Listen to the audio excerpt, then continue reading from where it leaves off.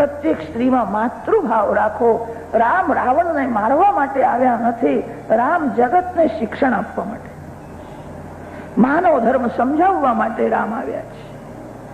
રામાવતારમાં મારી હાર તો થઈ, પણ મારા મનમાં થોડી શંકા રહી ગઈ છે.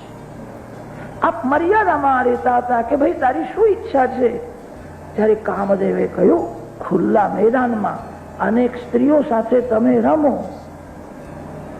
મારી એવી ઈચ્છા છે શરદ પૂર્ણિમા હોય, પૂર્ણિમાની મધ્યરાત્રિ હોય, પૂર્ણ ચંદ્રનો ઉદય થયો હોય, શરદ ઋતુ કામને મદદ કરનારી છે. કામદેવે આ સમય માગ્યો હતો. અશ્વિન મહિનો હોય, પૂર્ણિમા હોય, મધ્યરાત્રિનો સમય થયો હોય, મર્યાદા છોડીને ખુલ્લા મેદાનમાં તમે અનેક સ્ત્રીઓ સાથે રમો અને તે સમયે આકાશમાં ઉભો થઈને હું તમને બાણ મારું. પ્રભુએ કામદેવને આજે બોલાવ્યો છે, આવી જા, આકાશમાં ઉભો થઈને મને બાણ માર. કામ બાણ મારે છે. શ્રી કૃષ્ણને કામનો સ્પર્શ થતો નથી. રાસલીલામાં ભગવાનના માટે અચ્યુત નામ આવ્યું છે.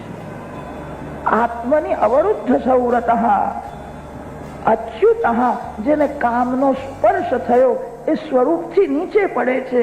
જે સ્વરૂપથી નીચે પડ્યો એને સંસ્કૃત ભાષામાં ચ્યુત કહે છે. નચ્યુત અચ્યુત, જેને કોઈ દિવસ કામનો સ્પર્શ થતો નથી. કામદેવને કહ્યું બેટા આવી જા. આકાશમાં કામદેવ ઉભો છે, ગોપીઓ સાથે શ્રી કૃષ્ણ રાસ રમે છે અને કામદેવ બાણ મારે છે.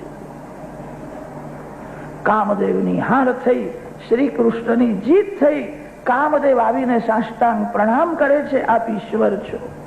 રાસલીલામાં કામદેવને હરાવ્યો, તેથી ભગવાનનું નામ પડ્યું છે મદન મોહ. મદન શબ્દનો અર્થ છે કામ. કામદેવને આશ્ચર્ય થયું. શરદ ઋતુ, પૂર્ણિમાની રાત્રિ અને મધ્યરાત્રિના સમયે અનેક ગોપીઓ સાથે રમે છે. મર્યાદા છોડીને રમ્યા છે.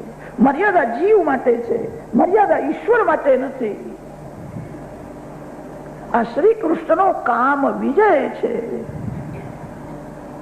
શ્રી કૃષ્ણ દેવ નથી, શ્રી કૃષ્ણ સર્વ દેવોના દેવ પરમાત્મા છે. રાસલીલાની કથા સાગર જેવી છે. થોડી ઘડિયાળમાં પણ નજર રાખવી જ પડે છે.